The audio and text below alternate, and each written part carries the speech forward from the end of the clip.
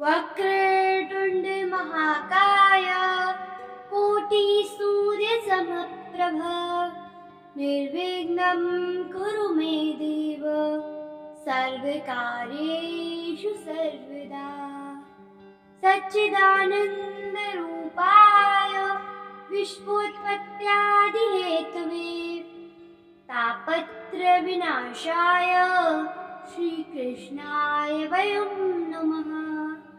गुरुर्ब्रह्मा गुरुर्विष्णु गुरुर्देवो महेश्वरः गुरुर्साक्षात् परं ब्रह्म तस्मै श्री गुरुवे नमः। राधे राधे मित्रों, स्वागत है आपका हमारे यूट्यूब चैनल राधा रानी की छवि 13 पर। कैसे हैं आप सभी लोग? आशा करती हूँ सभी लोग अच्छे होंगे, स्वस्थ होंगे, सकुशल मंगल होंगे। मित्रों, आज हम प्रारंभ करने जा रही हैं श्रीमद् भगवत महापुराण पहले खंड का 3 अध्याय, भक्ति के कष्ट की निवृत्ति। तो चलिए मित्रों, प्रारंभ करते हैं। श्री गणेशाय नमः।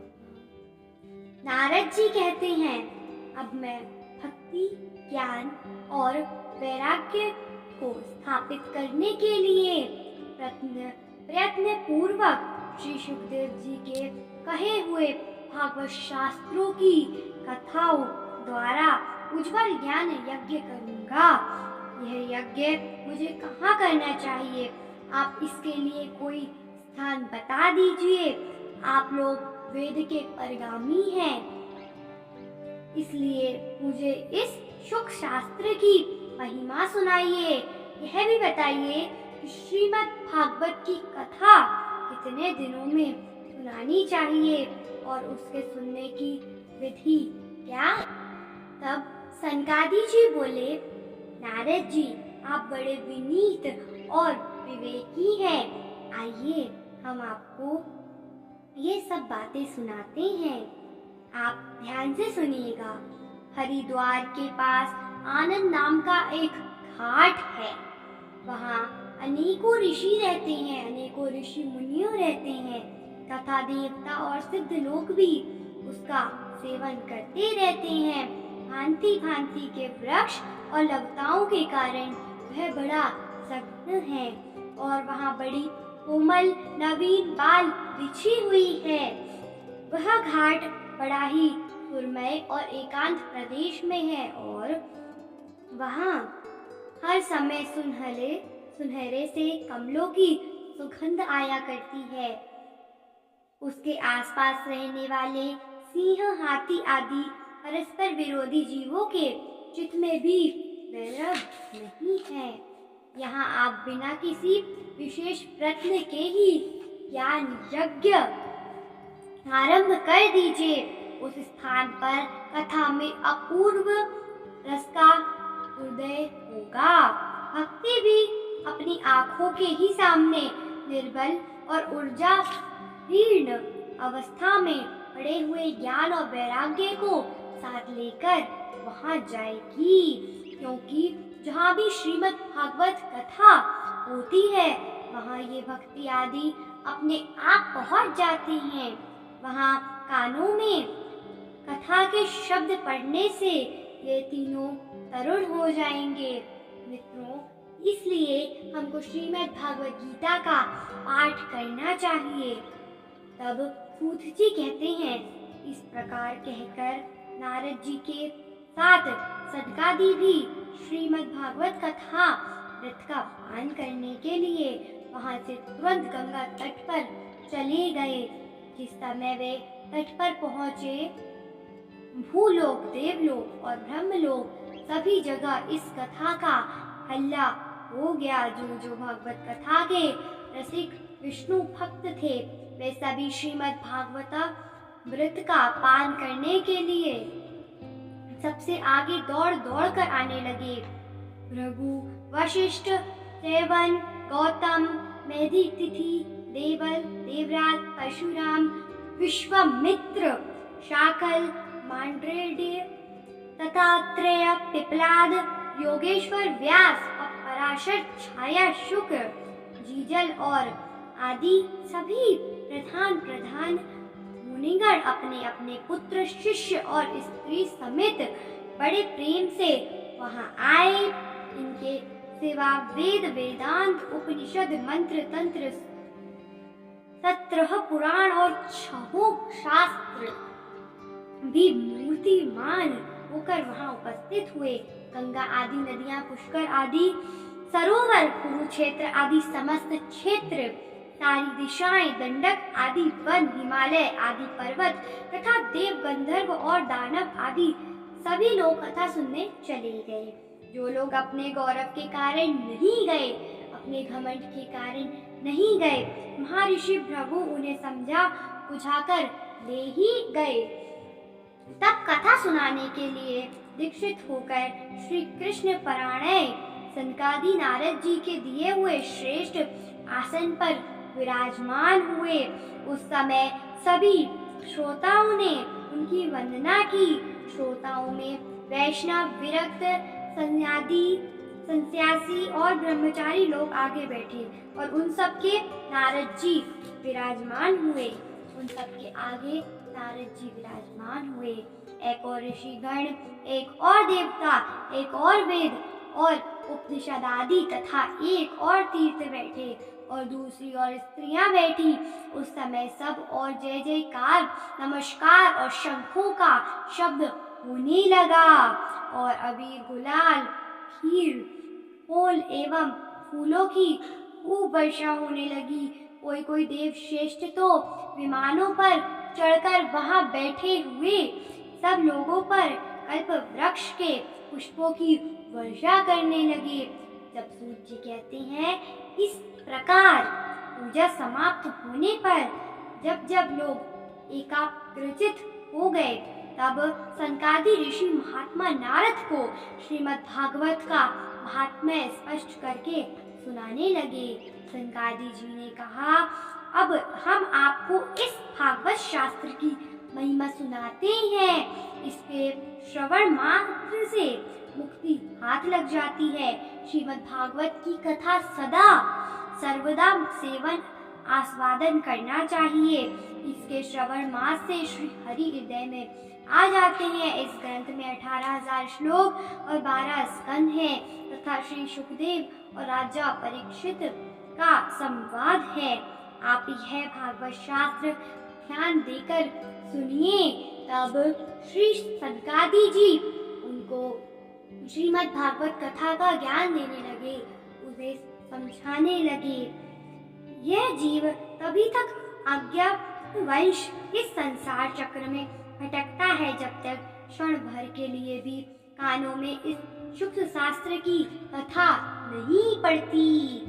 मित्रों, बहुत से शास्त्र और पुराण सुनने से क्या लाभ है? इससे तो व्यर्थ का भ्रम बढ़ता है। मुक्ति देने के लिए तो एकमात्र भागवत शास्त्र ही गरज रहा है।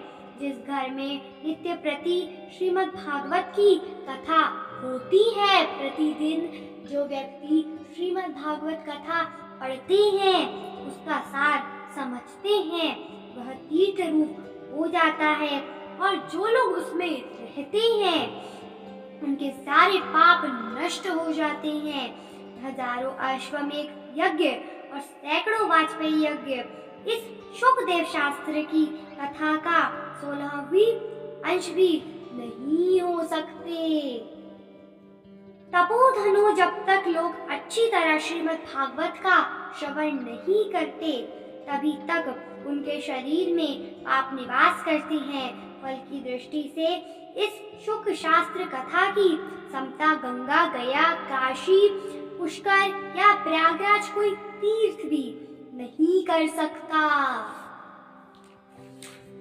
यदि आपको परम गति की इच्छा होती है तो अपने मुख से ही श्रीमद् भागवत के आधे अथवा चौथाई श्लोकों का भी नित्य नियम पूर्वक पाठ कीजिए। ओमकार, गायत्री, पुष्प सूक्त, तीनों वेद श्रीमद् भागवत, ओम नमो भगवते वासुदेवाय, ये 12 शास्त्र मंत्र 12 मूर्तियों वाले सूर्य भगवान, प्रयाग संवत स्वरूप, काल ब्रह्मांड, अग्निहोत्र, गौ द्वादशी तिथि, तुलसी, बसंत ऋतु और भगवान पुरुषोत्तम, इन सब से बुद्धिमान लोग वस्तुतः कोई अंतर नहीं मानते। मित्रों, प्रतिदिन ओम नमो भगवते वासुदेवाय का पाठ करने से आपकी सभी मनोकामनाएं पूर्ण हो जाती हैं एवं आपको मनचाहा फल भी प्रदान होता है।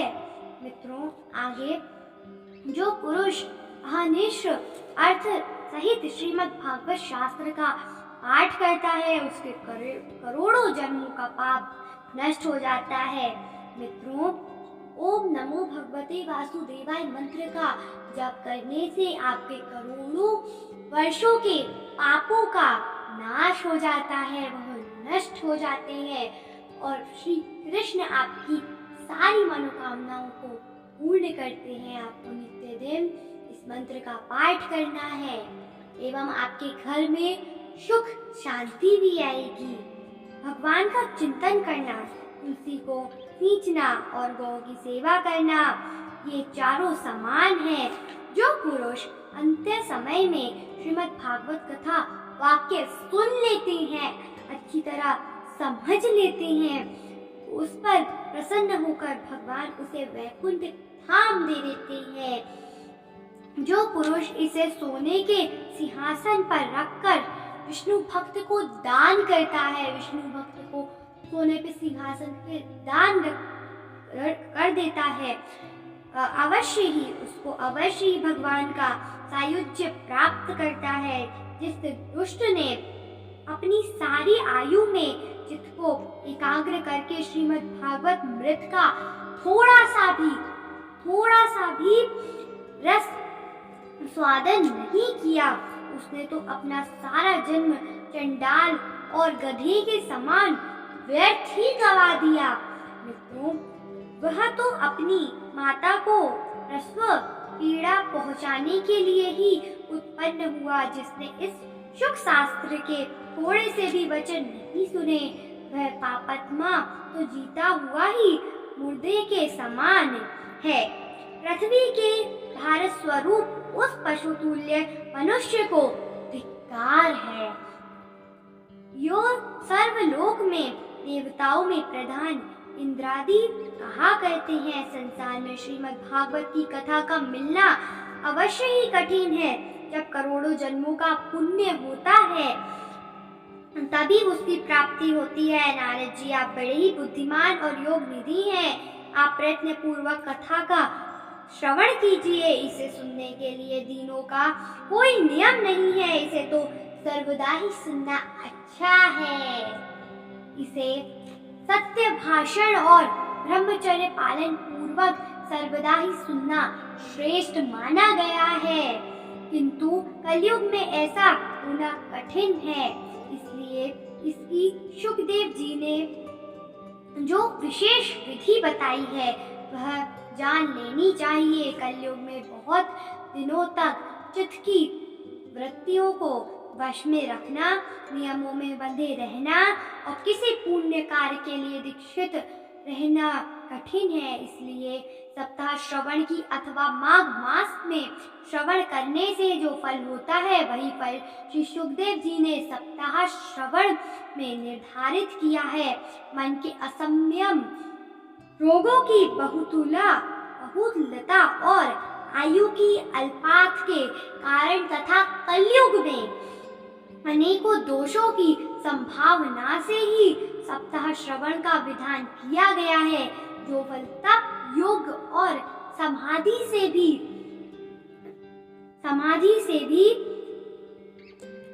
प्राप्त नहीं हो सकता। वह स्वर्गारूप में सप्ताह श्रवण माँ से सहज में ही मिल जाता है। सप्ताह श्रवण यज्ञ से बढ़कर है, व्रत से बढ़कर है, तप से कहीं बढ़कर है, तीर्थ सवसने तो सदा ही बड़ा है, योग से बढ़कर है, जहाँ तक कि ध्यान और ज्ञान से भी बढ़कर है। अजी इसकी विशेषता का कहाँ तक वर्णन करें। यह तो सभी से बढ़ चढ़कर है। तब शौनक जी ने पूछा, सूत जी, यह तो आपने बड़े आश्चर्य की बात कही है। अवश्य ही ये भागवत पुराण योग सेवा योग वेत्ता ब्रह्मा जी के भी आदि कारण श्री नारायण का निरूपण करता है, परंतु यह मोक्ष की प्राप्ति में ज्ञान आदि सभी साधनों का निरस्कार करके इस युग में उनसे भी बढ़कर कैसे बढ़ गया, उनसे भी कैसे बढ़ गया। तब सूत जी ने कहा, शौनक जी, जब भगवान श्री कृष्ण इस धरा धाम को छोड़कर अपने तीर्थ धाम को जाने लगे, तब उनके मुखारविंद से एकादश स्कंद का ज्ञानीपदेश सुनकर भी उद्वन जी ने पूछा। उद्वन जी बोले, गोविंद, हे गोविंद, आप तो अपने भक्तों का कार्य करके परम धाम को पधारना चाहते हैं, किंतु मेरे मन से एक बड़ी चिंता है, मेरे मन में एक बहुत बड़ी चिंता है, उससे सुनकर आप मुझे शांति कीजिए, मुझे शांति प्रदान कराइए। अब घोर कलिकाल आया ही समझिए, इसलिए संसार में फिर अनेकों दुष्ट प्रकट हो जाएंगे। उनके संसर्ग से अब अनेकों सत्पुरुष भी उग्र प्रकृति हो जाएंगे। अब उनसे भार से दबकर वह गौरूपिणी पृथ्वी किसकी शरण में जाएगी। कमलयन, मुझे तो आपको छोड़कर इसकी रक्षा करने वाला कोई दूसरा नहीं दिखाई देता, इसलिए भक्त वत्सल, आप साधुओं पर कृपा करके यहाँ से मत जाइए।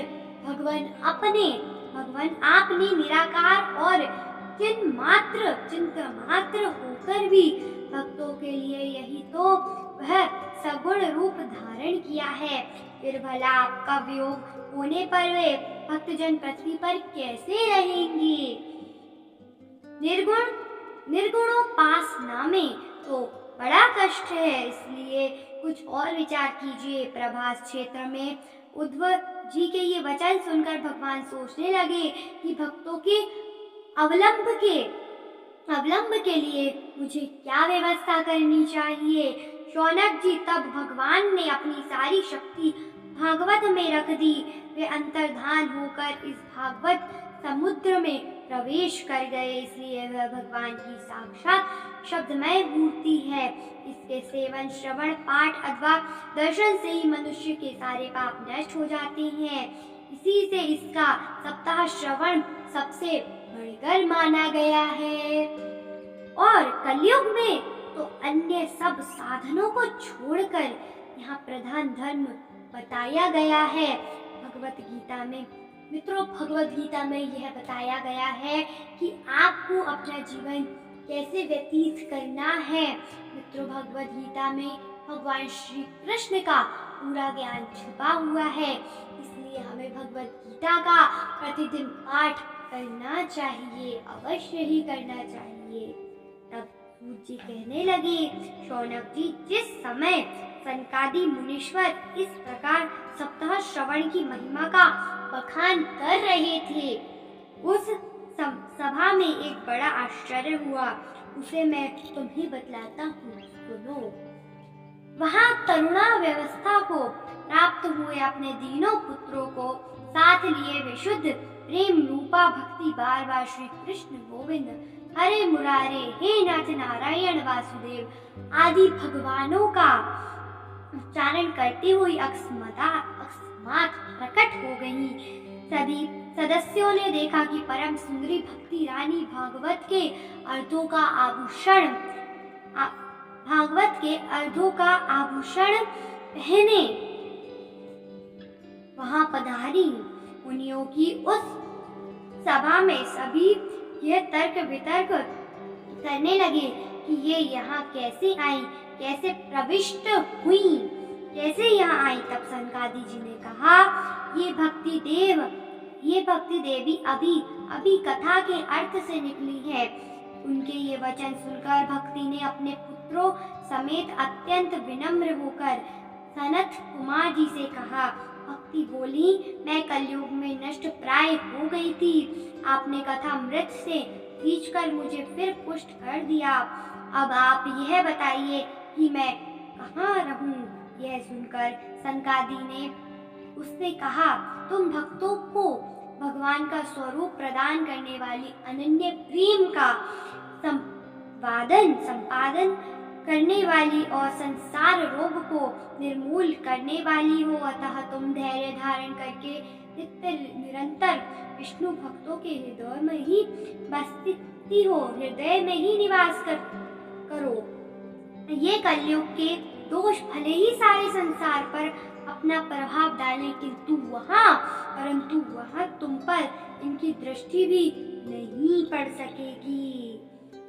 इस प्रकार उनकी आज्ञा पाते ही भक्ति तुरंत भगवत भक्तों के हृदय में जा विराजी।